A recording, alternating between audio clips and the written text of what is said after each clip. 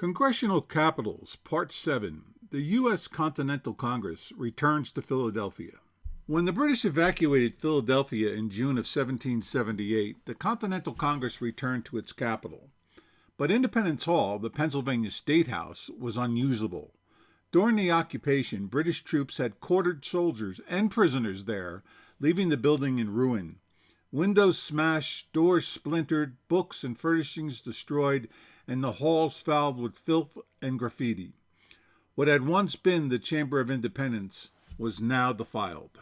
Because of this devastation, Congress convened instead at College Hall, the main building of the College of Philadelphia, which was the precursor to the University of Pennsylvania. College Hall's role as a U.S. congressional capital is often overlooked because the official journals of Congress misleadingly state that on June 2, 1778, the delegates met at the State House in Philadelphia. The delegates themselves tell a different story. On July 7th, John Adams wrote Abigail, "Congress meets in the College Hall, the State House having been left in such a condition by the enemy as to render it unfit for present use." Delegate James Lovell reported to Samuel Adams on July 3rd, "We assemble in the college, the Hall of Independence being defiled and unfit till it be cleansed."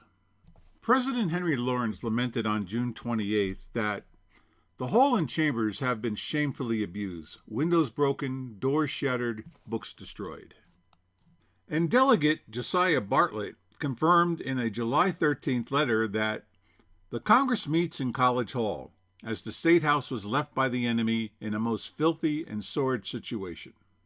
Additionally, the Pennsylvania Gazette corroborated these reports on July 8th, noting Congress met at the College of Philadelphia. Finally, Secretary Charles Thompson's original July 1778 manuscript of the journals records that Congress met in Philadelphia, with the phrase "at the State House" inserted later between the lines. Clearly, College Hall served as the nation's capital from July 2nd until Congress returned to Independence Hall, either on the afternoon of July 20th or, as others maintain, on July 21st, 1778. At College Hall, Congress was confronted with both triumphs and trials that would shape the course of the Revolution. On July 6, 1778, George Washington reported on the Battle of Monmouth, fought on June 28th in the sweltering heat.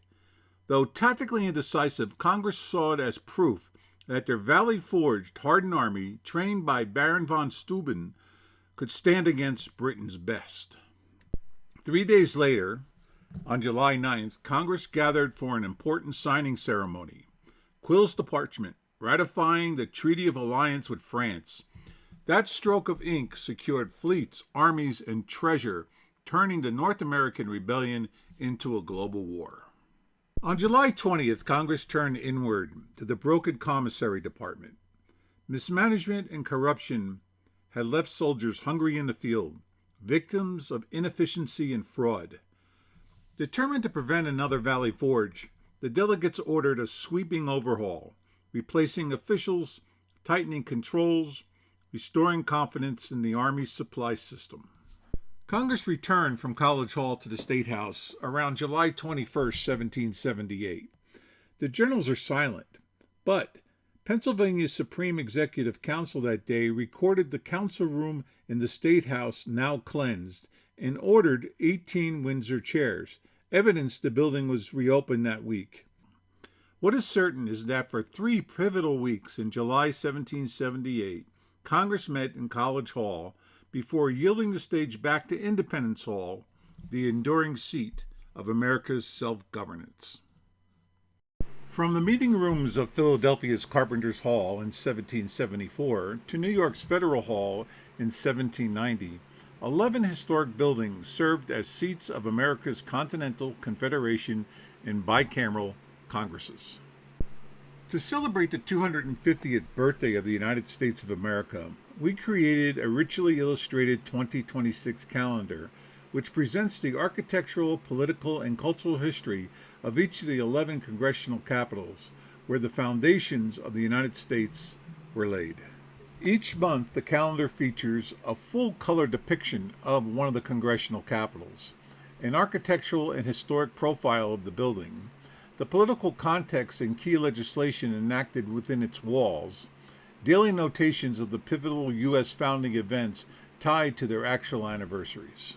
Far more than a calendar, this is a portable historical exhibit bringing together forgotten capitals, overlooked debates, and legislative milestones that transformed a group of colonies into a functioning republic. Perfect for the historians, educators, students, and all who wish to follow the nation's path from independence to the Constitution, month by month. To order, visit www.historic.us/CAPITOLS.